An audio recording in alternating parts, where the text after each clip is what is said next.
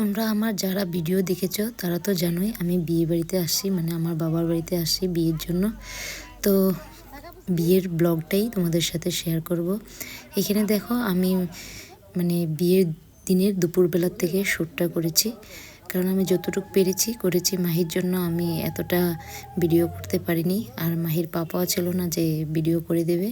So hello everyone, তোমরা কেমন আছো? আশা করি ভালো আছো। আমার একটি নতুন ব্লগে তোমাদের স্বাগত জানাচ্ছি। তো দেখো এখানে বেঙ্গলিদের রিচুয়ালস তো অনেক আছে, তার মধ্যে একটা রিচুয়ালস আমি তুলে ধরেছি তোমাদের সামনে। কি ওদের মধ্যে সোহাগ মাগার একটা কিছু আছে, তো মারা সোহাগ মাগতে যায়, তো সোহাগ মেঘে এসেছে। এরপর দেখো ফটোশ্যুট চলছে, তারে ছোট্ট একটা ক্লিপ নিয়ে নিচ্ছি। তারপর ওকে আমি সাজিয়েছিলাম, অনেক দিন পর আমি আর কি নিজের কাজ করতে পেরেছি। তো ওকে টাইম দিয়েছিলাম আমি 2টা-8টার সময় বসতে, কিন্তু ওকে স্নান করানোই হয়েছে প্রায় 4টার দিকে। তো আমার মেকআপ করতে বসতে বসতে প্রায় 5টাই বেজে গেছে। তো ওকে একদম অল্প সময়ের মধ্যে ওকে সাজিয়ে তুলেছি আমি। এদিকে মাহির ঘুমিয়েছিল, তার জন্য আমি একটু হেল্পফুল হলাম, কারণ ও ঘুমিয়ে থাকা অবস্থায় আমি সাজাতে পেরেছি।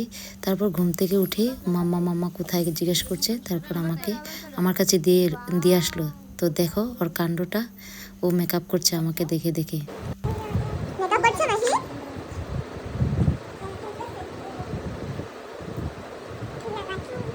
এটা কি লাগাচ্ছ? ডিম লাগাচ্ছ?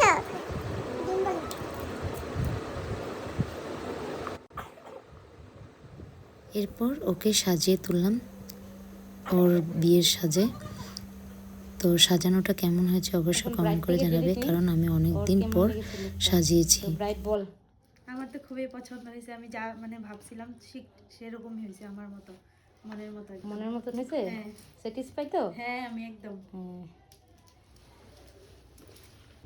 এরপর দেখো আমি ওকে সাজিয়ে মণ্ডপে নিয়ে আসলাম, আর কিছুক্ষণ পরেই মানে ওদের লগ্ন ছিল 6টার থেকে মানে 10টার ভেতরে, তাই বরযাত্রীও এসে পড়েছে, বর এসে পড়েছে। কিন্তু আমি জানো তো আমার রেডি হয়ে আস্তে আস্তে প্রায় 10টাই বেজে গেছে, কারণ মাহিকে রেডি করেছি, খাইয়েছি, তারপর আমি রেডি হয়ে এসেছি।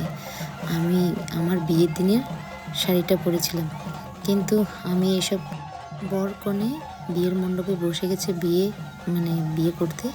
তারপর আমি এসে উপস্থিত হলাম। এই তো আমার লুক ছিল। আমার বিয়ের শাড়িটা পরেছি, বেনারসিটা, প্রায় 4 বছর পর এটা ফার্স্ট টাইম বিয়ের পর আমি পরেছি। তো আমাকেও কেমন লেগেছে অবশ্যই কমেন্ট করে জানাবে। তো দেখো ওদের বিয়ে হচ্ছে, সেটাই একটু একটু করে তোমাদের সাথে তুলে ধরেছি।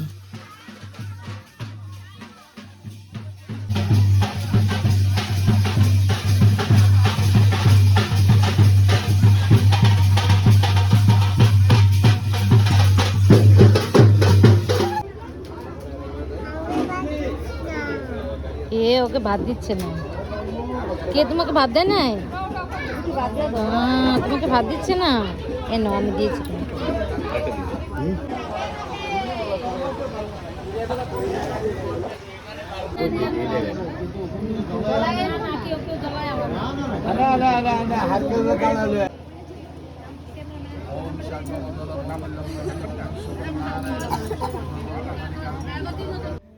আর এদিকে দেখো সবাই বিয়ে দেখছে, আর ওরা দুজন মোবাইল নিয়ে ব্যস্ত।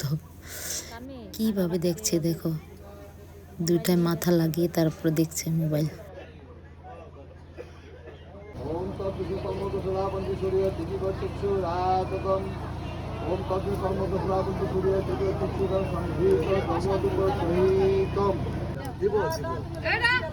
আরে দে তুই কি কাজ করছিস?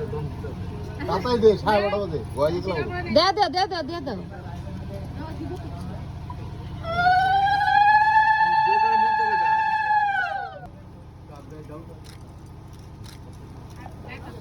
ওদেরকে সবাই অনেক অনেক আশীর্বাদ করো, যাতে ওদের নতুন জীবনে, দাম্পত্য জীবনে অনেক অনেক সুখের হয়, ভালো থাকে ওরা দুজনের পাশে সবসময় যাতে থাকতে পারে, তার জন্য সবাই আশীর্বাদ করো।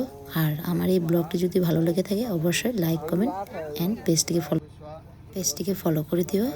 এবং আবার দেখা হবে কোনো পরবর্তী ব্লগে। ততক্ষণ জন্য টাটা, বাই বাই, ভালো থেকো, সুস্থ থেকো।